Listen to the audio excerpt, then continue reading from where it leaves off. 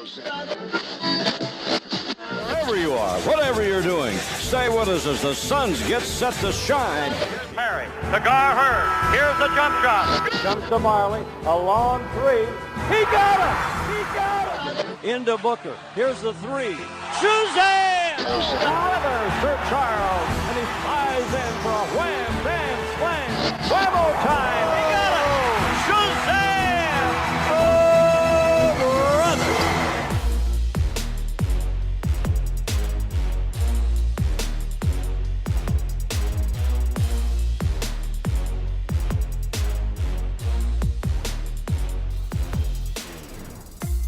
Welcome to the 7 Seconds or Less podcast. This is a podcast about the NBA with a Phoenix Suns focus. My name is Max McCauley, and I am joined, as always, by my co-host. He is the best Suns podcaster from Australia. His name is David Nash. David, how you doing? I'm doing good, Max. A few qualifiers in there, but I'll take the title. I think it is undisputed that you are the best guy from Australia currently podcasting about the Suns. I'll happily take it until someone else steps forward. Fair enough. So this week is just us, David. Last week we had the honor of having Sam Vecini on the podcast, and he was just fantastic. So if you haven't had a chance to listen to last week's episode, I highly recommend you go back and check that out. But this week, David and I are all by ourselves, and we're going to tackle the next episode of our Position Pod series. We're going to be talking about the power forwards on the Phoenix Suns roster. Specifically, we're going to ask ourselves the question, do the Phoenix Suns have a long-term answer at power forward? And if they don't, how do they find one? But first, David and I are going to do a little bit of rapid-fire news. David, earlier this week, our friend Evan Sidery reported that Devin Booker's contract contains performance escalators. Can you explain to the listeners what performance escalators are? Yeah, so I think this came around last week when we recorded with Sam, and so we didn't touch on it last episode, but I was definitely waiting on this news. It's not the most interesting thing going around, but it certainly is for me. So, with him signing his rookie extension earlier this summer, he automatically gets 25% of the cap, but it can go up to 30 with some kind of incentives that are built into these specific rookie extensions. So,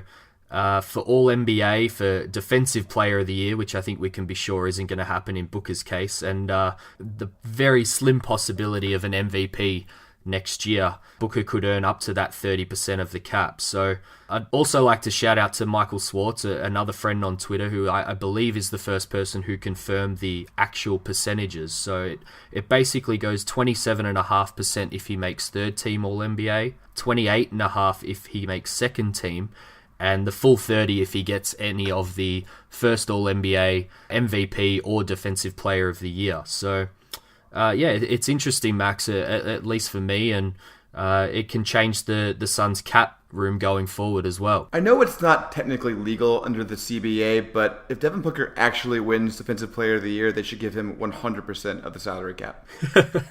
We'll just play him because he'll be the best defensive and offensive player on the court probably if that was the case. But I will note that it goes from the more likely no All-NBA this year at $158 million total for his extension to all the way up to $189 million if he gets that full 30%. And probably means, roughly $5 million less to spend next summer in cap room if that were to happen. But probably last important note on this one, Max, is it has to happen next year. It's not something that can occur during the extension and have this percentage just automatically kick in at some point. The structure of the contract is locked in to start the following season after next one. I don't know about you, David, but I would probably trade $5 million in cap room for an MVP Devin Booker season next year. Yeah, I've seen a few people kind of comment on these incentives and a few people in comment sections and things thinking it's ridiculous, but the simple fact of it is for me is I will happily lose that cap room if it means that Devin Booker is worthy of an All-NBA nod, which essentially means that he would be one of the top 15 players in the NBA next season, which can only mean good things for the Suns. Especially considering the depth of the guard position in the NBA right now. I think last year, third-team All-NBA was Kyrie Irving and DeMar DeRozan, which is nuts. Exactly. So let's maybe throw to the schedule now for rapid news. Another thing that we slightly touched on last week, but maybe go a little bit more in depth on this episode when it's just the two of us. Yeah, it's a fun exercise to go through the schedule like this, isn't it? I mean, it's a little ridiculous because, we have no idea what they're actually going to look like and what the other teams are going to look like, but listen, it's the offseason. We're here to have a little bit of fun. Exactly. So I'll throw the first one to you, Max. I noted on Twitter last week that Booker turns 22 years of age after just 6 games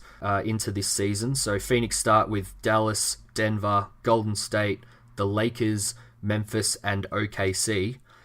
He needs about 120 points, so 20 points per game to pass Kobe as 5th on a leaderboard of 21 and younger players for total points. What do you think there? Do you reckon he can do it? Yeah, I think it's fair to expect Devin Booker to average 20 over those games. I mean, first of all, there's not like a lot of defensive stalwarts among those teams, and also I think that maybe later on some of the other players like Ayton will pick up some of the scoring load, but from the jump, I think it's going to be a lot of Booker. Yeah, unfortunately, he would need 44 points a game to pass Andrew Wiggins for 4th on that list. But wait, hold on, Andrew Wiggins? Yeah, he's on. It makes the leaderboard a little less prestigious, unfortunately. Yeah, a lot less prestigious. But we've spoken about this privately a little bit. What's kind of your early prediction for the first, say, 15 games of the season? So first of all, I used the Scott Howard model of picking games where I just quickly picked a team and then had 100% confidence in it. But I ended up going with 5-10. I think they're going to have a split against San Antonio, and then they're going to win one of the 3 games against OKC. So it may seem a little generous, but I think that's kind of how they're going to get there. Yeah, it's a pretty tough month to start with, I think. So, anywhere around that 5-10 would probably be a good result, and then it kind of frees up a little bit. So, maybe they can get back on track a little closer to 500.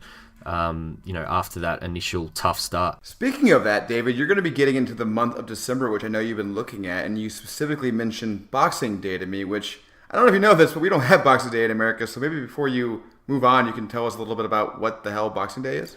So Boxing Day is the day after Christmas. It's a big day here in terms of shopping sales and also cricket. Is when the famous Boxing Day test starts. So, we celebrate Boxing Day in a typical Australian way with more food and drinking more than anything else. But something that I always look out for because, as we know, the Suns haven't had a Christmas Day game for a long, long time. So Boxing Day for me is the closest that it gets. I think Boxing Day sounds amazing. I have no idea why America has not adopted another day of eating and drinking, and I feel like we are way behind. Yeah, so in December, though, it opens All-Star voting around the middle of December based on past years. So that's kind of why I was looking at this month in particular and what the schedule looks like. Cool. So what do you think?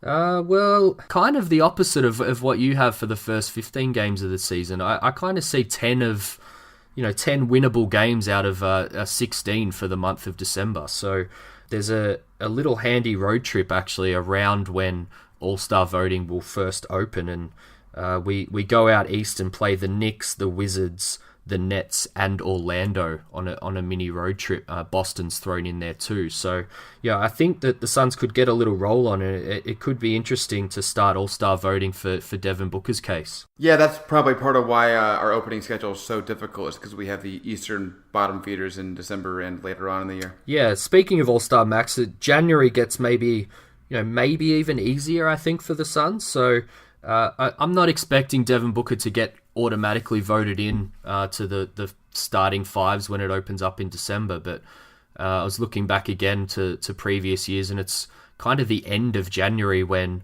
the rest of the rosters get filled out and picked. So I wanted to do maybe a little rapid fire kind of win-loss with you here for the month of January. What do you think? Let's do it. All right, so just give me win or loss, and I'll count them up. So we start with home to Philly. You know what? Let's start off the month with a fun surprise win at home against Philly. Alrighty. Home to the Clippers. Loss. Home to Charlotte. Win. Home to Sacramento. Win. At Dallas. Loss, because they're going to beat it in the first game of the season. Home to the Nuggets. Loss. At Indiana. Loss. At Toronto. Loss. At Charlotte. They beat them earlier in the month, so loss. At Minnesota. I know this is back-to-back, so I'm going to say loss.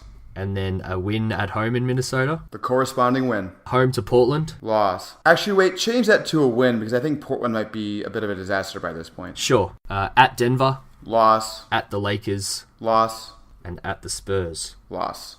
All right. You're a little more negative on that month than I am. You've got us at 5 wins and maybe 10 losses, I think. So maybe that doesn't bode too well for Devin Booker's All-Star selection. Although if he is deserving of an All-Star selection, maybe a few of those ones you're on the borderline with may turn into wins anyway. Well, I'll tell you this. Even though I think a lot of those teams are going to be difficult for the Suns, I think a lot of them are more offensively difficult than defensively difficult. So I think it'll still be a nice opportunity for Booker to make his all-star case. Yeah, and as I said, I think there's a few borderline ones there that could really change the month's win-loss total. It only takes a few more of those to be wins, and we're almost at 500. Yeah, and that's the thing, is they just need to be competitive in these games, because when you get down to like the last final 2 or 3 minutes of a game, it kind of turns 50-50. The problem was last year we just weren't competitive in very many games, and it's hard to win a lot of games when you're doing that. Exactly. All right, David, let's finish this up with the final 23 games after the All-Star break. I'm not going to have you break each and every game down, but I'm going to ask you kind of an overarching question that'll hopefully get at what they'll look like over those games, okay? Okay. Over those final 23 games, will the Suns be A, playoff contenders, B, tankers, or C, neither playoff contenders nor tankers, but just kind of like pseudo-competitive and just, they're playing out the string as hard as they can, but they don't really have a shot at making the playoffs? I'm pretty confident of saying option C there. I think the Suns really wanted to do it last year around the time that they were kind of getting okay, and we saw local media kind of start to talk about whether they could make the playoffs and if they could make a move at the deadline.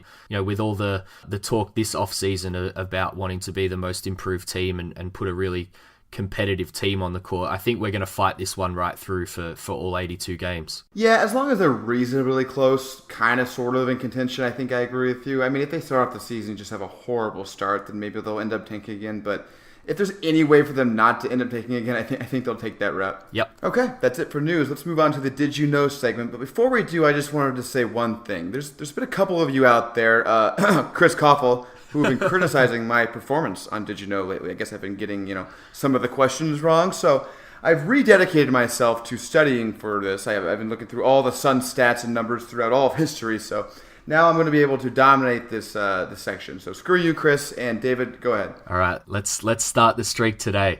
It's the Power Forward episode this week, so time to bring some four-man flavor to the Did You Know segment.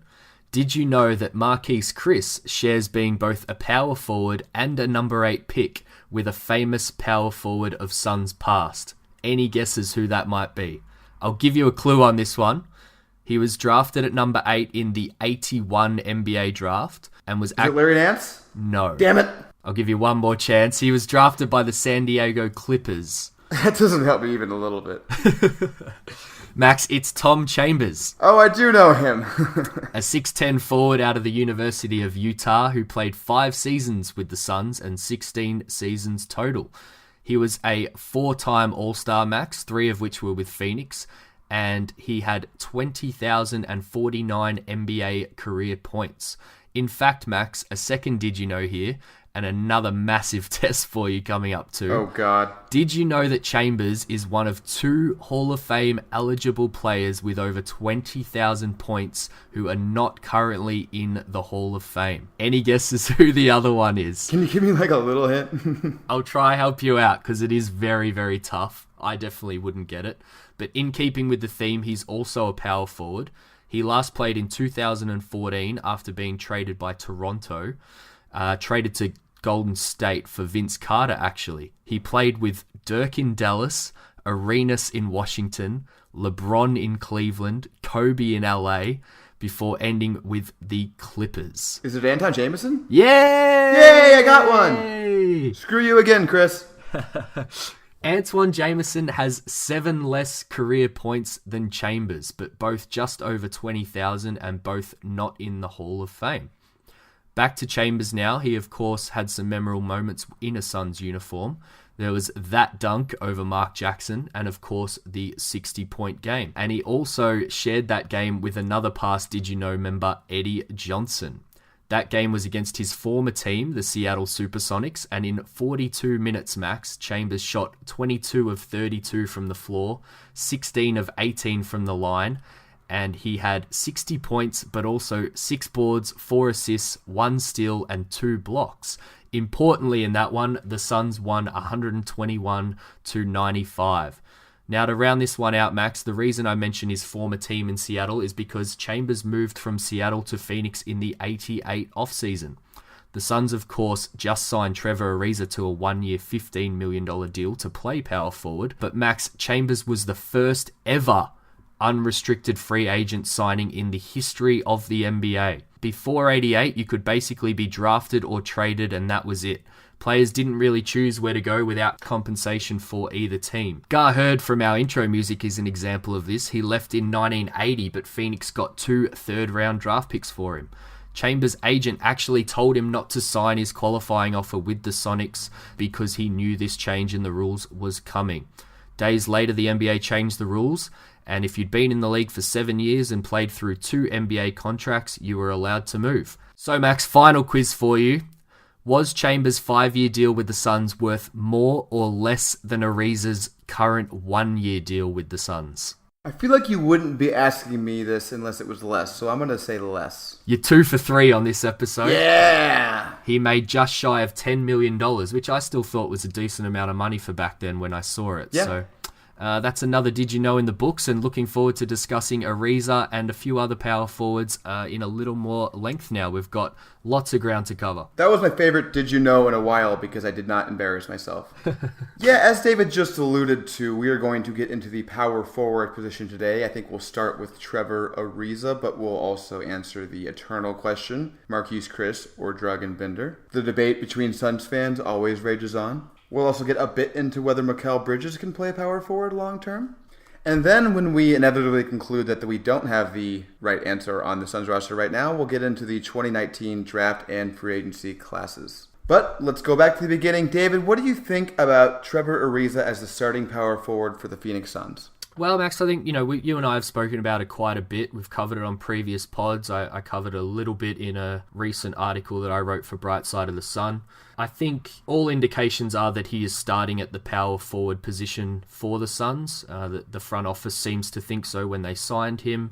And I think you and I both seem to think so too. On the off chance that one of Marquise Chris or Dragan Bender just completely shows out in training camp, I guess it's possible that one of them might start at power forward and put Ariza in the small forward position, but that seems pretty unlikely, and if one of those guys doesn't step up, I'm not really sure who else they're going to put there. Yeah, and I've touched on this a few times. It's about putting the most talented lineup out there rather than worrying too much about fit and position. So I think it makes the most sense for Ariza to be out there as a 4 because it allows you to play another more talented, deserving guy at small forward, whether that's Warren, Jackson, or maybe even Bridges, as we touched on a couple of episodes, Max. Yeah, and he's going to be the best defender on the team, probably. I mean, Shaq Harrison may have something to say about best defender, but he'll certainly be the most versatile defender on the team. He's also, he's going to be one of the better shooters in the team. Yep. He's not as good as Booker, Troy Daniels, and, maybe possibly Mikal Bridges, but he's going to be, one of the better shooters in the team. So next to Ayton as a 4, it makes a lot of sense. You want someone who can space the floor and also play defense next to Ayton. You also, with Booker in the starting lineup, you want someone who will space the floor for him and play defense alongside him. So in terms of optimizing the 2 guys you want to build your starting unit around, it makes all the sense in the world to have Ariza in there. Yeah, we've spoken about it before. I think he was kind of the perfect signing. Whether you agree on how much money the Suns spent or, whether they could have got 2 or 3 guys instead, that's kind of a whole nother conversation. But I think, I'm certainly very happy that he's going to be a Sun next season. And I think the Suns can do some interesting things on both sides of the floor. But I will note he has a single season high of 14.9 points per game and kind of generally projects as a third option. He's been a couple of times in his career, mainly actually a 4th option on a good NBA team. So it's an interesting one. What do you think we can expect out of him, kind of points wise, in the league next season in a Suns uniform, Max? He may score like 12 or 13 points a game. I don't think he's going to be one of our primary options or maybe even secondary or tertiary options. I think that's going to be guys like Booker and Ayton, and then on the bench unit, hopefully it'll be guys like PJ. Yeah. He's really not here to be, a scorer. He's here to fill the gaps. He's here to space the floor. He's here to play defense. He's here to do all the things that no one was doing on the Suns last year that was leading to breakdowns on both sides of the floor where the offense would just go stagnant for, quarters at a time and the defense would just allow layups and 3-pointers just constantly. He's here to just fill those gaps, settle the team down, run Igor's system, and just hopefully get these guys playing consistent NBA basketball. He really is, and I think that the kind of fit, whilst it is only 1 year, is like what you need long-term at the powered forward position for the Suns because, he's going to be low usage. He's going to fill a few of those holes on both ends of the floor. I think the Suns can do some interesting things with, him and Warren or him and Jackson, and have Ariza as a spot-up shooter on offense, and, keep the lanes open for some slashes, and obviously keep some, maximum space for DeAndre to go to work as well. And then on the defensive end, I think, DeAndre matters here too. We touched on it last week with Sam. He's a big defensive presence, and that's kind of one thing that allows you to go more comfortably with a versatile four-man like Ariza on defense, because he has the length to keep up with most guys. But, the other worries of not playing a traditional power forward around, rebounding and shot blocking and things like that. Hopefully a guy like Ayton taking him at number one, that's really why you're taking him, Max, to kind of have this versatile lineup beneath him, don't you think? That is absolutely the hope. And, that's one of the great things about Ariza and why I like the signing so much. Because, say Chris or Bender, like I said earlier, breaks out in camp, you can slide him down to the three. Or say, two of Warren, Bridges, or Jackson breaks out and you want to play two of them together. That's fine. You can do things like that. I think Ariza provides the level of versatility where you can move him around the lineup. He's not going to block anybody. If other guys are playing better than him, you can just sit him because you're not long term invested in him. So I really think he's a nice building block the Suns can use to sort of figure out what they are next year, and he can just fit around that. Yeah, and another thing that I've kind of come up with here for looking at the NBA in general, it is a real shift, and there's kind of 2 points here. We harped on it before, and general NBA media are harping on it as well. It's like you've got Boston with their kind of wall of wings that they can throw at you. Philly's trying to build a similar thing, not quite there yet.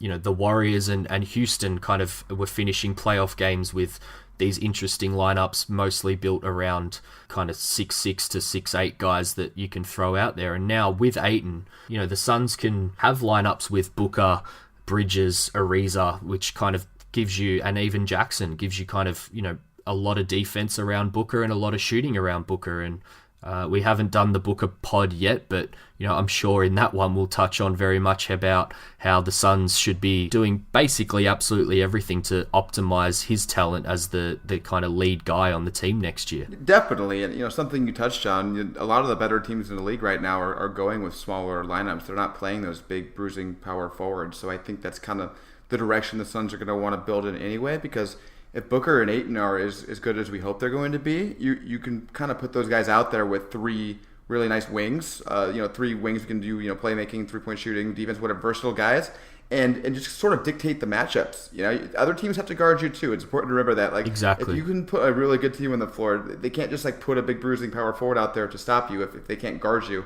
If that makes sense. Yeah, and I think the Suns are going to play quite fast. They were already quite fast last year, and I think they'll definitely continue to push the pace under Igor. So, I think that's a great point. I kind of had a little look at it. I think I could maybe get to 5 power forwards in the NBA, starting power forwards that would really have the potential to hurt the Suns on the defensive end. I'll throw them out for you, Max, and see if you think there's anyone that I'm missing. So I got Kevin Love, Blake Griffin, Millsap in Denver, Derek Favors, and maybe Julius Randle as a big bruiser that could really hurt you. But outside of that, I'm not sure there's too much more in the NBA. Yeah, I think I agree with that short list. And, I'd point out that for example, one of those teams on there is the New Orleans Pelicans, and they have Anthony Davis. So really, I'm not sure there's a lineup the Suns can put out there that's going to beat that team anyway. So it's really not something you get to worry about just yet. But that's actually maybe a nice segue into, the Chris versus Bender discussion, because if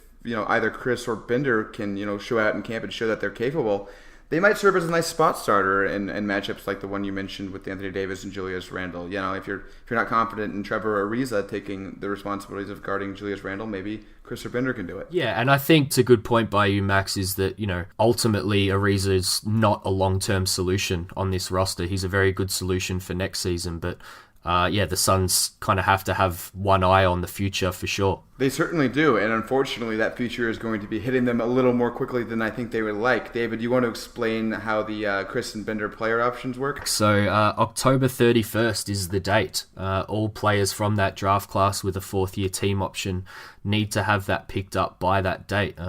It's kind of an old rule that used to match up pretty much with the start of the season, but with the season moving forward a little bit now, the Suns essentially have 5 preseason games and 7 regular season games to kind of have a look at Bender and Chris before they need to make that decision. So, Max, I'll throw it to you. Do you think they'll both be picked up? Do you think one will be picked up? What do you think? So, yeah, before I do that, I do want to make one more point, and that's that, Bender's options for like $6 million next season, and I don't totally remember what Chris's is. Do you? Yeah, it's getting up there.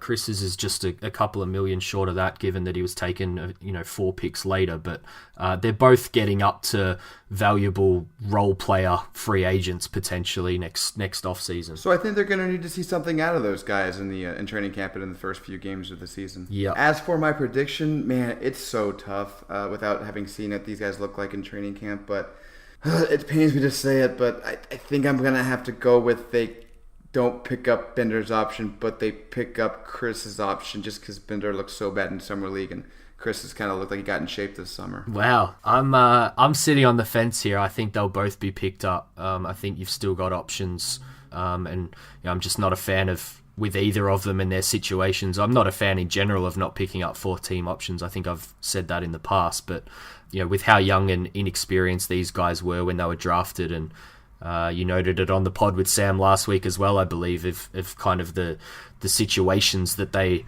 were drafted into as well. I'm willing to give them the extra year, particularly because I think we'll also see a spike in what valuable role players earn next offseason with a lot of money floating around. So I'm going to sit on the fence a little. I admire your courage with being able to pick one. It's not the one that I thought you would pick either, which is even more surprising, but I can see the logic there for sure. And probably the final thing that we should touch on with that is declining Bender's option may be more about the money side of things, as you alluded to. It doesn't actually mean that he won't be back on the Suns the following season. They can still work something else out. I'm glad you just got into that, because I was going to make that point, is that I think one of the reasons why it makes a little more sense to possibly not pick up Bender's option is because it's sort of hard to see him outplaying $6 million next year in terms of getting another contract. So, if you decline it and he's a $10 million player because he just shows out because he's so good with Igor and Igor's system, I think you're more likely just to resign him because he's going to want to stay here. Whereas, if you pick up his option and he's just the same he was before, you're way overpaying him at $6 million a year. Yeah, exactly. And it could be a situation that we see with kind of player options, and sometimes we're surprised when a player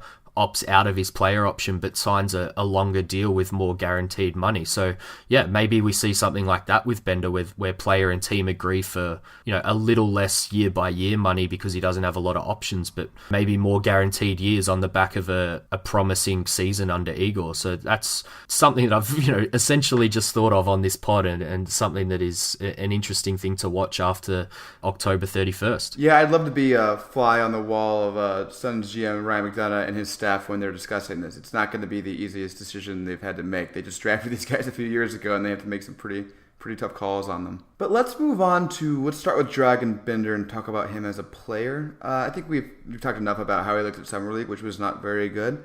But how do you see him developing in the future if he ends up, actually working out and maybe hitting something like his 60th or 70th percentile outcome? What do you see him being, and what do you see him possibly providing for this team? I still think he's a valuable role player on an NBA team at his kind of ceiling. That's not really what you wanted or expected taking him at 4 with the kind of flashes of highlight tapes and things that we saw. But, one thing that I've definitely admitted to is, at times I thought he was going to be this really dynamic 3-man.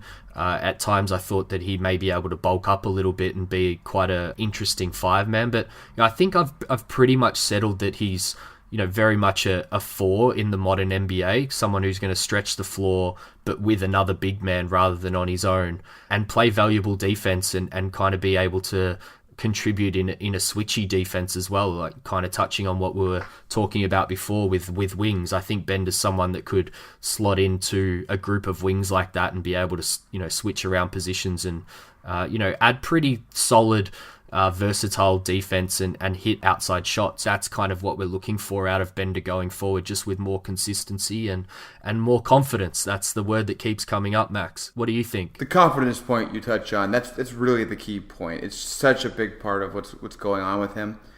Some listeners will probably remember, and if you don't remember, you should go back and watch Bender playing against OKC last January and then against Denver last February. Those games fully demonstrated why Bender was such a tantalizing prospect back in 2016. It's because he's a 7'1" guy who has this unique set of skills that you don't see in a lot of guys his size. You know, in those games they were running the offense through him as a backup 5. He was setting up at the high post, spacing the floor because he's a threat to shoot, hitting cutters, making good decisions. It was things that, I don't know if there's a lot of NBA players who could even do that right now. And that's kind of what makes Bender so interesting to me, is that even if he doesn't become a star, he, even as a role player, if he could just figure it out to, just a 50 to 60 percentile extent, he could be so useful and so different and just somebody that other teams just don't really know how to prepare for. And I think that really gets to the bottom of the divide between people who are out on Bender entirely and people who still are optimistic or have hope, is that the people who are out entirely, I think, are focused mostly on what he's done so far and his statistics, which, by the way, totally fair to focus on that. But, those of us like me and you, I think, who are optimistic are focused a little bit more on what we see his unique set of skills possibly being in the NBA. And, it's not all theoretical. He has shown at times, like in the OKC and Denver games, that it's there. It's just a matter of whether it can be brought out of him consistently. And I think a lot of us are hoping that Igor can do that, but, it's definitely far from a sure thing.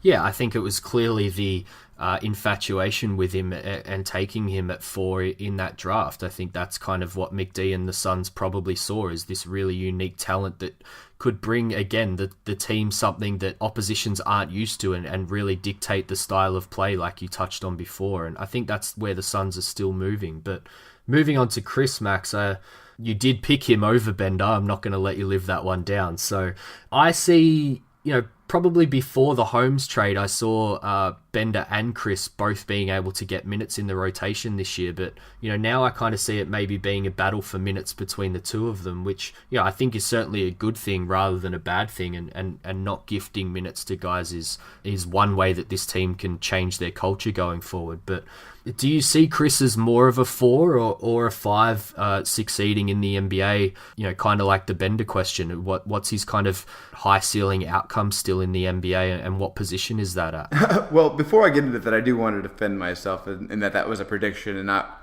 what I would do, mainly because Chris is cheaper and they probably have more confidence that they can keep Bender if they decline his option. But turning to Chris really quickly, I think at this point I see Chris as like a backup rim running 5, like a small ball lineup. Yeah. Defensively, I think he was a little underrated last year. Not a lot underrated, but a little underrated because, when he was actually on the court, he had a decent effect on the defense. He was not on it enough because he still fouls too much and, he makes mental mistakes and gets pulled. But, the numbers were kind to him on defense in a lot of ways. Mm-hmm. The offense, though, is just completely lost. I mean, at this point, really what he is he's a three-point shooter and a lob finisher, but he can't shoot threes at any kind of respectable level. And while he does finish lobs, he's not like particularly good at getting open for lobs. He finishes them when he's there. His offense, he was one of the worst offensive players in the league, I would say. And at this stage, it's just hard, unless he makes like these crazy gains in certain areas. Like, what is he really going to add to his offensive game? Like, to me, it's really going to depend a lot on his 3-point shot. Maybe if that gets a lot better, he could provide value on offense. But yeah, at this stage, it's hard for me to see him getting much better. And assuming I'm right, and assuming that his projection is that he's really just more of a backup 5 rim runner kind of guy, it shows you why I'm more interested in Bender, because if both guys sort of meet the projections that I think are most likely for them right now, assuming Bender can get to a playable level with his confidence, in a playoff series, you're not going to be scared of a backup rim running 5. It's just somebody who's, there to soak up minutes. But somebody like Bender, even if he's not a star, he'll provide these strange, matchup problems that teams have to prepare for. He could be a playoff X factor who presents, X, Y, and Z problems, whereas Chris, I don't see as presenting the same sort of matchup issues. Does that make sense at all? It does, and I think it brings up a very valid point in this conversation from you, Max, and that's that whilst Chris may actually at this point look like more of a guaranteed role player in the NBA, compared to Bender. I think at their ceilings, what Bender can still bring to an NBA team and hopefully the Suns is more unique and more akin to winning basketball and winning playoff games. So yeah, I think that's a really great point, is Bender could be someone that teams have to scout for maybe over someone like Marquise Chris. Yeah, and you alluded to it. Chris and Rashawn Holmes do very similar things.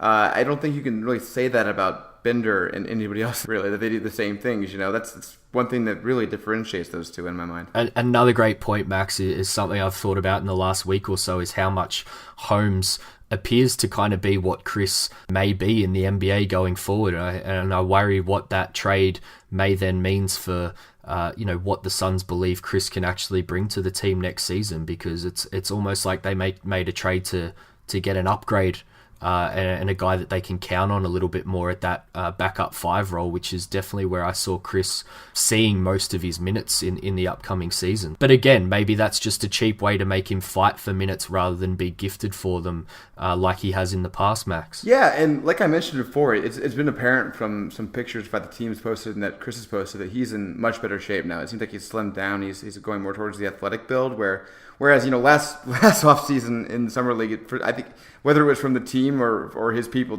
for some reason he decided to bulk up and get into like this sort of like almost fat Chris shape, which did not work out. It was an abject disaster in Summer League. So I'm glad to see him embracing the more athletic build, going towards the more backup rim running 5. Like I said, I think that's probably the best place for him. So I'm happy to see that, but I think we're gonna have to see both Chris and Bender in preseason and such before we make any grand predictions, because this is such a big offseason for both of them, and it's going to be really important how they come into the year.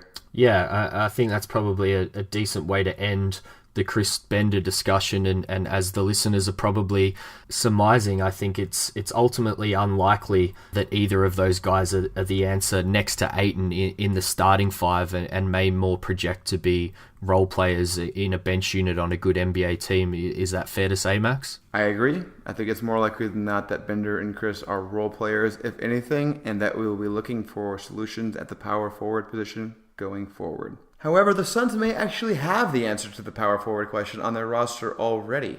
David, you want to talk about the comments Ryan McDonough made about Mikal Bridges after drafting him? Yeah, I think it was directly after the draft that he mentioned him as a 3-4 in the NBA. He definitely didn't mention him as a 2-3 or just a solid 3. So I think he sees that versatility and flexibility with Bridges going forward. And it's interesting with who they brought in Ariza on a 1-year deal.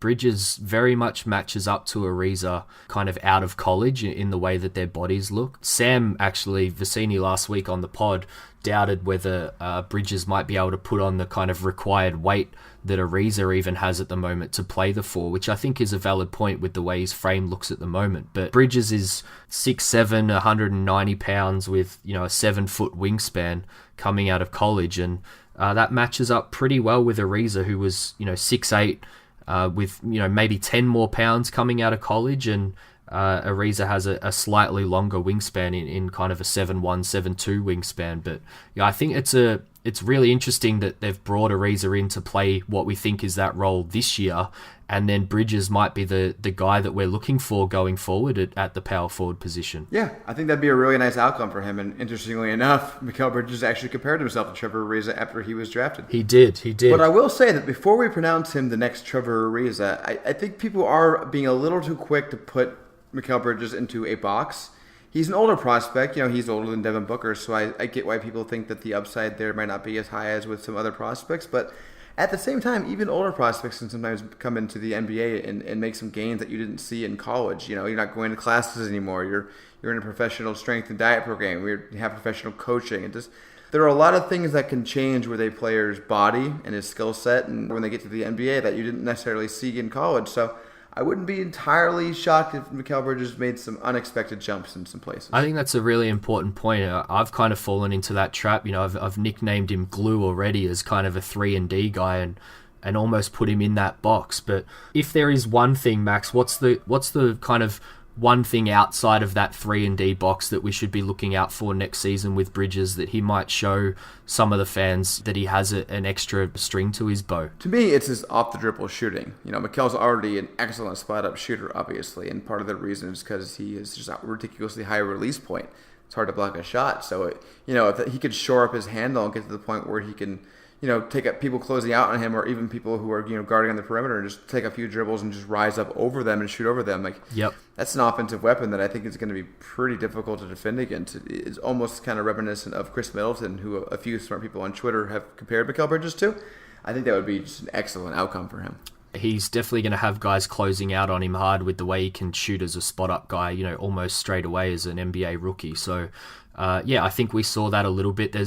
I think I've brought up one highlight in particular from Summer League, which keeps sticking in my mind with Bridges, where I just wish he finished the dunk, because it definitely would have been in more people's minds if he did. And he dribbled out of the corner on a closeout and, almost put a guy on the poster. I can't remember who it was, but it was the first time I'd really seen a thing like that from Bridges. I've admitted in the past I didn't really scout him much because I didn't see the Suns making a deal like that to move up to his range in the draft, but he definitely shows flashes with that stuff, and that could open up a whole lot of stuff for both him and the team going forward. But speaking of falling into traps, I would just note that I took that McD comment about him playing as a 4 and looked at his kind of wingspan and automatically thought to guys like Draymond Green and Millsap in the NBA. But I think with what we've touched on already in this episode around playing versatile lineups, I think he's definitely not going to be able to put on the weight of those guys that kind of had 40, 50 pounds on him coming out of college. But,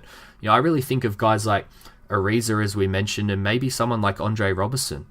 He's very valuable in this league. People have forgotten about him because of his injury last year. And, his one knock is if he could shoot, he would be an incredibly valuable NBA player. And we know Mikal can shoot. So, he matches up quite well with him from a height and wingspan perspective, and is a kind of effective small ball 4 as well. So, maybe Mikal is that solution going forward at the 4 for the Suns, particularly as we've noted again with a guy like Ayton in the middle. Yeah, the thing about the Robertson comparison is that Robertson is just so strong and so quick, and Mikal's not there yet. But again, I don't want to put a box on him, so I'm not going to say that Mikal Bridges can never get there. But man, if he does, though, I will say, if you can add Mikal Bridges' jump shot to Andre Robertson's defense, man, that'd be something. And worthy of such a move in the draft by then, I think. I think one of the points of this exercise that we wanted to demonstrate is that neither David nor I thinks that there's a long-term solution to the power forward position on this roster. There might be some nice pieces, but probably not like a long-term starter, certainly not a long-term star at that position.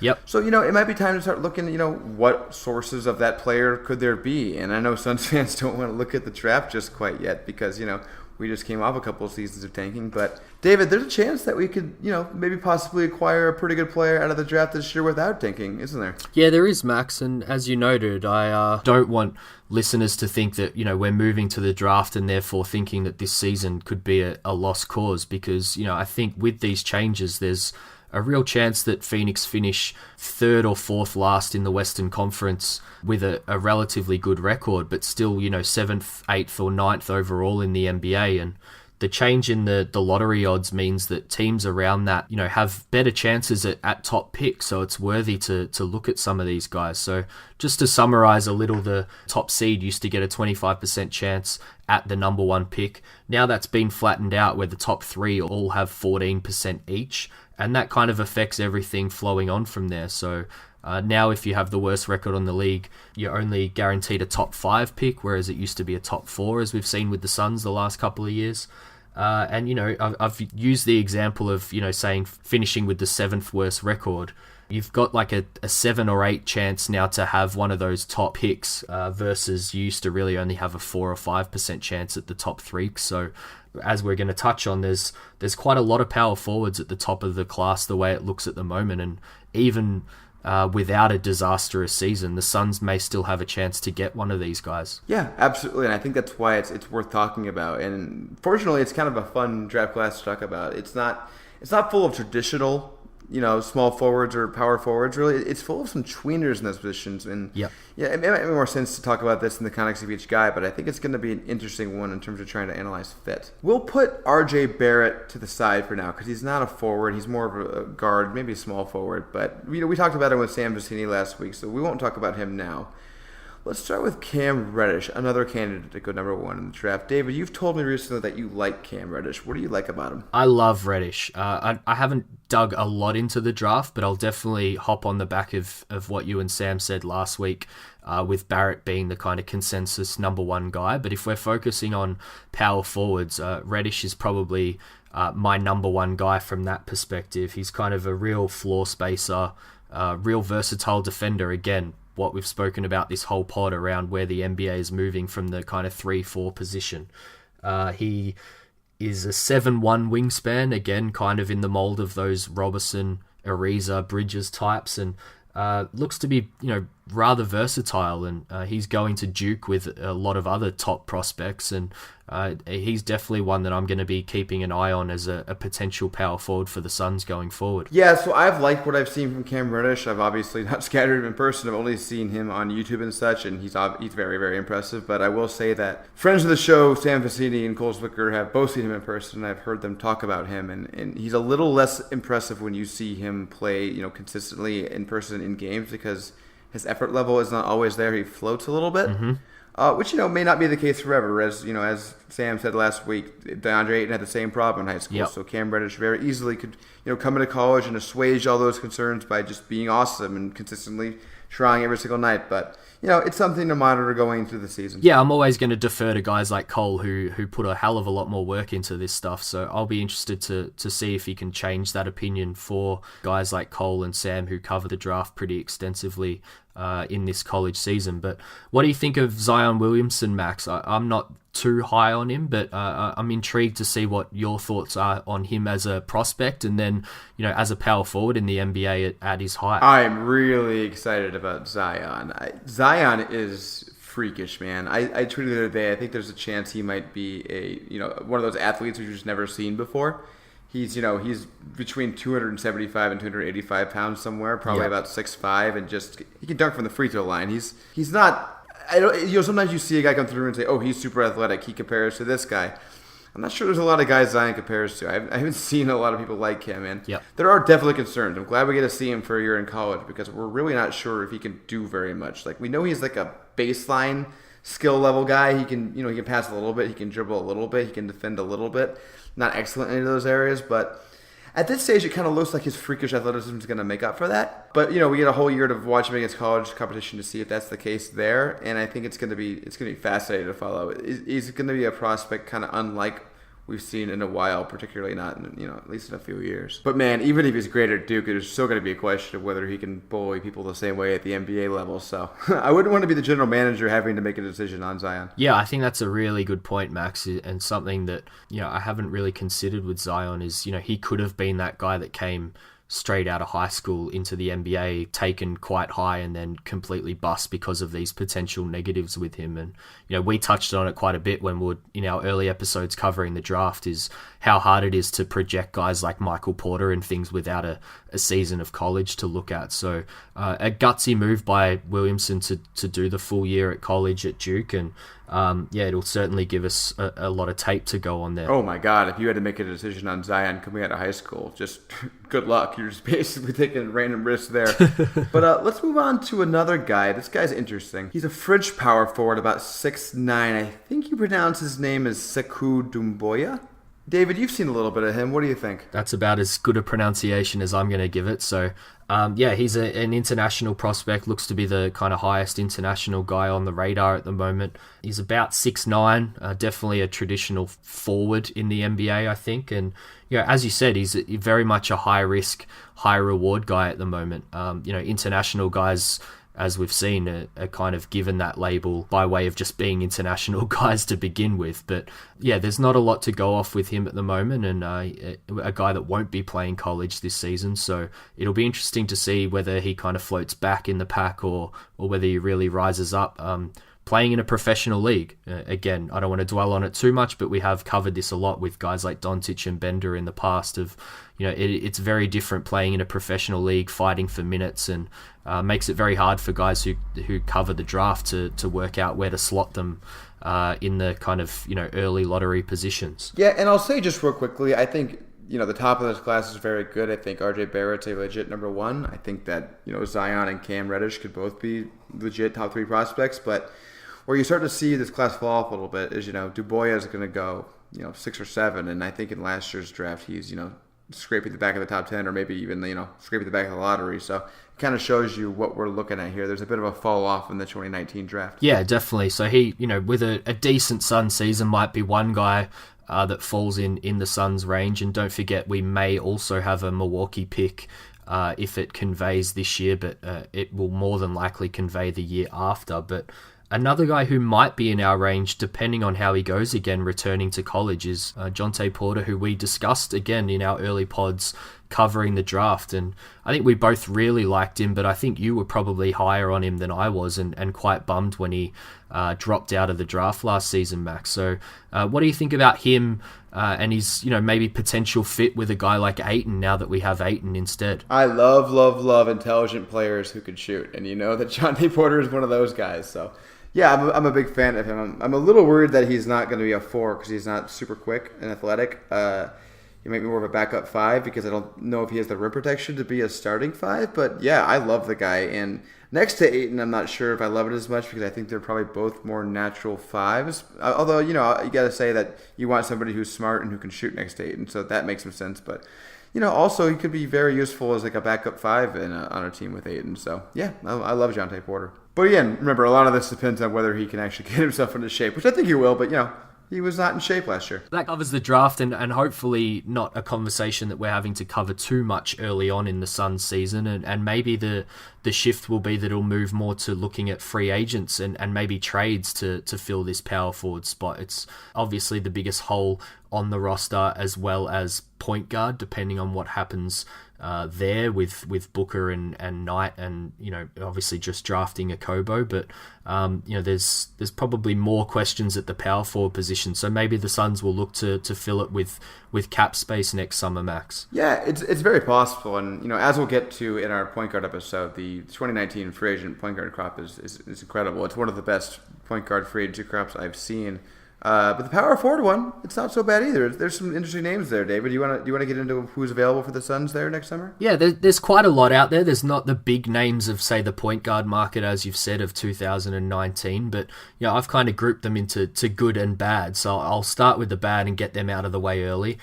We probably don't want to see either of the Morris twins back in a Suns uniform the following season. So we'll discount those guys who have just signed with Rich Paul and will probably be looking for decent paydays in free agency. Wait, you're saying that the Morris twins represented by Rich Paul, unlikely option for the Suns? I'll give it a 0% chance, Max. Jabari Parker and Rudy Gay are two other names. I think Jabari obviously is an option and Rudy will be an unrestricted free agent. But, they're kind of danger names that you don't want to see linked to the Suns. But, there's some guys in the next crop that would be interesting. A guy like Nikola Mirotic is an unrestricted free agent, talking about a floor spacer and looking for an ideal guy to pair with Ayton. He might be an intriguing name for the Suns. And then there's guys like Aminu, Tobias Harris, who's probably looking for a bit of a payday himself after his kind of resurgence. Seeing him on Team USA earlier this summer is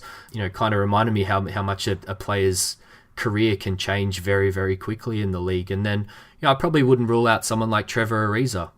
We've touched on it before. JJ Redick got the big balloon payment for Philly and finds himself back there again after they sniffed around some of the bigger free agents. And depending on the season that Ariza has with the Suns this year, maybe that'll be an option, and we will look at Ariza being more of a long-term solution. Obviously not long in terms of matching up with the timelines of Booker and Ayton, but he might be around for a few more years yet. Yeah, and I think the reason why the JJ Redick thing works so well is because they gave him that fat 1-year deal, and it worked out tremendously. That team overachieved. They won 53 games, I think it was. They made a nice little playoff run, and he was a big part of it. And it made sense for him to come back again at a reduced rate because he wanted to be there. It went well. He fit well, and the team's going to see with him going forward. And hopefully the same sort of thing happens with Ariza. Maybe not to that extent, but if the Suns you win 38 games, really overachieve, have a great season, I think it makes a lot of sense for the Suns to bring Ariza back, whether at a discount or not. Good point. But I do think it's probably more likely that they move on from Ariza and go a little bit younger at the position. And the absolute dream would be Nikola Mirotic, who's going to be an unrestricted free agent leaving the Pelicans. He's not only a wonderful shooter, but he's got kind of an underrated offensive feel to his game and also a very underrated defensive game. That guy is an extremely solid defender. He has a reputation as not being one, I think primarily because he's a white European, but I mean, he's very solid in that end. He's been awesome next to Anthony Davis, and I think he would be similarly awesome next to DeAndre Ayton. He is very solid, Max, and I think another thing that people think is that he's maybe older than what he actually is. I don't know if it was the beard or when he came over to the NBA, but he's only 27 years of age, so he kind of fits right in that perfect slot of, veteran-type players that you might be looking to add to a younger core. So, yeah, I think we can probably call it right now as the 7 seconds or less pod's preference for next offseason right here, right now would be a guy like Nikola Mirotic at the power forward position. I will sign off on that right now. The more I think about it, the more I think he is really the ideal of what you're looking for in a front court partner with DeAndre Ayton. Yeah, and it's probably unlikely, Max, but we may see a deadline move to fill this position rather than waiting for free agency. Maybe guys, who knows what happens with the Pelicans this year? They're probably another Anthony Davis injury away from really having to make some hard decisions. So, with Mirotic hitting free agency, maybe you can get him over early and not run the risk of losing him in July. Yeah, it's all about context with these things, right? You never can predict this in advance. Maybe Anthony Davis gets hurt the first game of the season, and Devin Booker is playing at a huge, MVP-ish level, and their roles are reversed, and the Suns are a playoff contender, and the Pelicans are a tanker team. And then maybe at that point, the Pelicans know they're going to lose Mirotic in free agency, and they want to trade him. You just can't totally predict these things. That's probably a good point to end on. We've made a pretty clear preference there for the power forward position going forward. So, going to be interesting, Max. I think it was a really diverse kind of conversation here, which really just shows that there are a number of options on the roster and then, potential options outside of the roster going forward. But the question's probably not answered just yet at this stage. But with Bender, Chris, and maybe even Bridges, for instance, maybe a full season next year will be a lot closer to answering the question. Yeah, it's a wide open question with many, many different answers, which, keeping with that theme, is why I'm going to ask you this week in 7 seconds or less 3 wide-ranging questions with many, many different possible answers. Let's get weird. Let's go over the rules real quick. 7 seconds or less is a segment where one of us asks the other 3 questions for which the other has not prepared and for which the other only has 7 seconds or less to answer, although we never actually follow that rule. David, are you ready? Ready. First question, the most normal of my questions I'm going to ask you. Who is the best power forward in the history of the NBA? Oh, God, putting me on the spot. The best power forward in the NBA, Max. I am going to say a guy who didn't play a lot of power forward late in his career, but Tim Duncan is a traditional power forward for mine, particularly in the era that he was in his prime. So for mine, he is the best power forward in the history of the NBA. Absolutely. Whenever somebody asks one of the Spurs mainstays what the key to success was, whether it's Greg Popovich or Tony Parker, they'll, invariably say that Tim Duncan was the key. Exactly. And all the other things that he brings, off the court as well, I think add to his resume of why he is deserving of that tag. Okay, question 2. We're going to get a little weird here. If you could transplant Coach Igor's brain into any current Suns player, to whom would you give Coach Igor's brain? Another weird one, Max. You know what? I'm gonna give a little link here. I'm gonna say DeAndre Ayton. I think as a coach, he'll be, trying to achieve that somewhat and getting Ayton to think the way he thinks and teaching Ayton the things that he knows. So, I don't think it's all that weird or far-fetched to think that this season he's kind of looking to achieve such a thing with Ayton and really get Ayton thinking the correct way and the right way for the team. So, I'm going to go with that one. Okay, question number 3. David, are you ready? This is probably the weirdest question that we've asked in this podcast before. Let's do it. If both Igor and I, myself, your podcast co-host, were drowning and you could only save one of us, which one would you save? You're dead, Max. I didn't say it was going to be a hard question. I said it was going to be a weird question. Yeah, unfortunately you go under. It would be a very tough decision for me, but, my love for Igor knows no bounds, Max. That was 100% what I expected you to say. Well, we certainly got weird. Yep, that was my goal, and I think I achieved it. I think that's it for us, though, David. Everyone, please follow me. My name is at MaxMCC11 on Twitter. Please follow David. He is at The 4 Point Play on Twitter. And please follow our podcast. It's at 7SOLPod on Twitter. And please, please, please, if you could, rate, review, and subscribe to the podcast. It very, very, very much helps us out. David, thanks so much, man. That was fun. Thanks, Max. And yeah, that's another good point by you. This pod is that really helps us out, and we've got a couple more of these positional pods left, which have been really fun, and we should have a guest back very soon too. Yeah, we may be talking about a certain shooting guard soon. But until then, thanks, guys.